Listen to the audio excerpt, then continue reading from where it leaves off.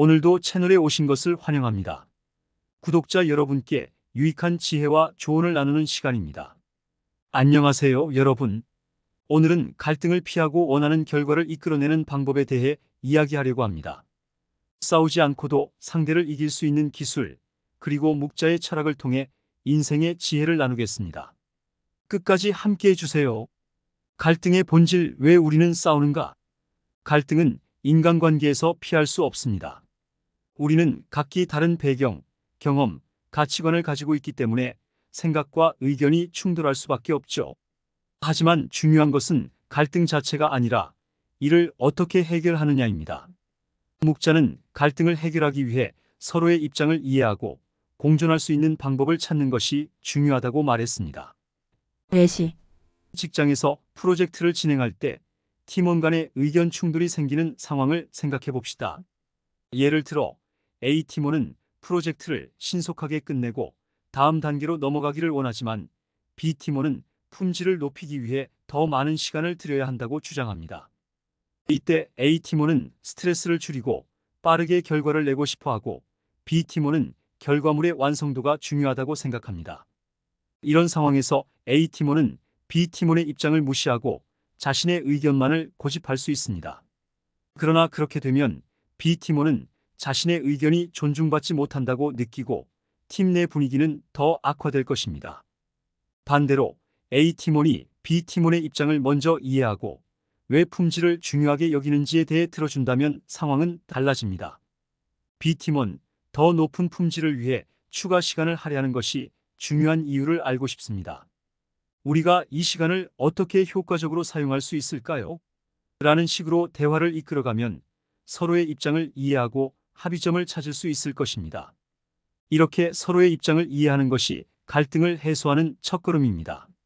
상대방이 존중받고 있다고 느끼게 되면 자연스럽게 갈등은 줄어들고 더 나은 결과를 얻을 수 있게 됩니다. 싸우지 않고 이기는 법.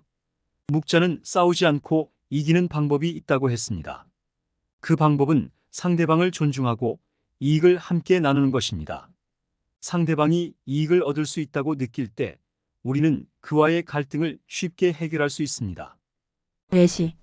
회사에서 연봉 협상을 하는 상황을 예로 들어볼까요? 예를 들어 상사는 회사의 재정 상태를 고려해 인상률을 최소화하려 하고 직원은 자신의 기여도에 비례한 연봉 인상을 요구합니다. 상사가 단순히 회사의 사정이 어려우니 연봉 인상은 어렵다고 말한다면 직원은 불만을 품고 업무에 대한 열의가 떨어질 수 있습니다. 그러나 상사가 직원의 입장을 존중하면서 당신의 기여를 매우 높이 평가하고 있습니다. 현재 재정 상황을 고려하여 큰 폭의 인상은 어렵지만 성과에 따른 보너스를 제공하거나 추가 휴가를 제공하는 방법을 고민해 보겠습니다라고 제안한다면 직원은 자신의 노력이 인정받았다고 느낄 것입니다. 또한 협상에서 서로의 이익을 고려한 대안을 제시하는 것도 중요합니다. 예를 들어 직원이 연봉 인상 대신 내년 승진 기회를 보장받을 수 있다면 좋겠습니다라고 말하면 상사도 이를 긍정적으로 검토해 줄 가능성이 높습니다. 이처럼 상호 이익을 고려한 접근은 갈등을 최소화하면서도 원하는 결과를 얻을 수 있는 길입니다. 감정적 대응을 피하라. 갈등 상황에서 가장 먼저 해야 할 일은 감정적인 대응을 피하는 것입니다. 감정적인 반응은 갈등을 악화시키고 해결을 어렵게 만듭니다. 따라서 갈등 상황에서는 차분하게 생각하고 냉정하게 대처하는 것이 중요합니다. 예시. 가족 간의 갈등에서 감정적으로 대응하는 상황을 떠올려 봅시다. 예를 들어 부모와 자녀가 대학 전공 선택 문제로 갈등을 빚고 있다고 가정해 봅시다. 부모는 안정적인 직업을 가질 수 있는 전공을 선택하라고 조언하지만 자녀는 예술적 꿈을 좇고 싶어 합니다. 자녀가 아무리 설명해도 부모님은 내 꿈을 이해하지 못하잖아요. 라며 감정적으로 반응하면 부모도 감정적으로 대응하며 우리가 너를 위해 하는 말이 얼마나 중요한지 모르는구나 라고 할 수 있습니다. 이러면 갈등은 더 커지고 서로의 입장은 점점 멀어지게 됩니다. 이럴 때는 자녀가 부모의 걱정을 이해하고 감정을 누르며 차분하게 부모님이 제가 안정적인 직업을 갖길 바라는 이유를 잘 이해해요. 저도 그 부분이 중요하다고 생각해요. 하지만 예술도 제게는 정말 중요한 꿈이기 때문에 이 두 가지를 모두 고려한 진로를 찾고 싶어요라고 말한다면 부모도 자녀의 입장을 더 진지하게 받아들일 것입니다.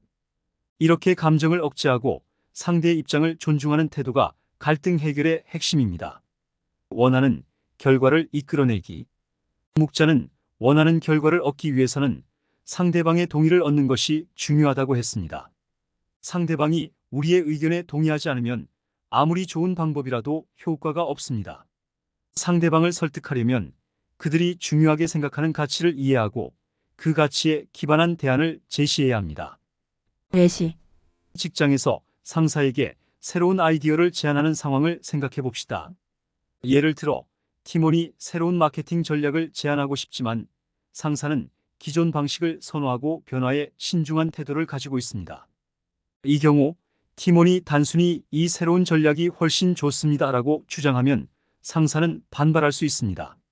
하지만 상사가 중요한 목표나 가치를 먼저 이해하고 접근한다면 상황은 달라집니다. 상사님, 현재 우리가 중점적으로 추진하고 있는 비용 절감 목표를 잘 알고 있습니다. 제가 제안하는 이 새로운 마케팅 전략은 초기 비용이 조금 더 들지만 장기적으로는 20% 이상의 비용 절감 효과를 기대할 수 있습니다. 또한 기존 시장에서의 경쟁 우위를 강화하는 데도 도움이 될 것입니다라고 제안한다면 상사는 이 아이디어를 더 긍정적으로 검토할 것입니다. 상사의 우려를 먼저 이해하고 그 우려를 해결할 수 있는 대안을 제시하는 것이 효과적인 설득 방법입니다. 상대방의 입장을 이해하라. 갈등을 해결하는 가장 효과적인 방법은 상대방의 입장을 이해하는 것입니다. 상대방이 존중받고 있다고 느낄 때 갈등은 자연스럽게 해결됩니다. 예시, 친구와의 갈등에서 상대방의 입장을 이해하는 것이 얼마나 중요한지 예를 들어봅시다. 예를 들어 친구와 여행 계획을 세우는 도중 한 명은 휴양지에서의 편안한 휴식을 원하고 다른 한 명은 활동적인 모험을 선호한다고 가정해 보세요.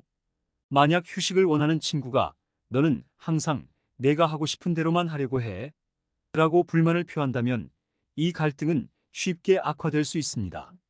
이때 모험을 선호하는 친구가 상대의 입장을 먼저 이해하고 내가 이번 여행에서 뭔가 특별한 경험을 하고 싶어 하는 것처럼 너는 정말로 평화롭고 편안한 시간을 보내고 싶어 한다는 걸 이해해. 우리 둘 다 만족할 수 있는 중간 지점을 찾자. 하루는 편하게 쉬고 다음 날은 짧은 트레킹을 해보는 건 어때? 라고 제안한다면 상대방은 자신의 감정이 이해받고 있다는 느낌을 받을 것입니다. 이렇게 서로의 입장을 존중하는 태도는 갈등을 자연스럽게 해소할 수 있는 길입니다. 오늘 영상이 여러분께 도움이 되었길 바랍니다. 묵자의 지혜를 통해 갈등을 피하고 원하는 결과를 얻는 방법을 함께 알아봤습니다.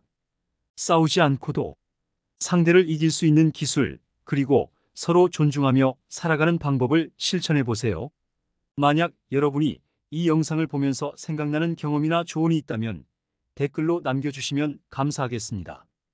구독과 좋아요, 알림 설정을 잊지 마시고 더 많은 인생의 지혜와 조언을 얻고 싶다면 계속해서 저희 채널을 시청해 주세요. 여러분의 삶에 긍정적인 변화가 있기를 바랍니다. 감사합니다.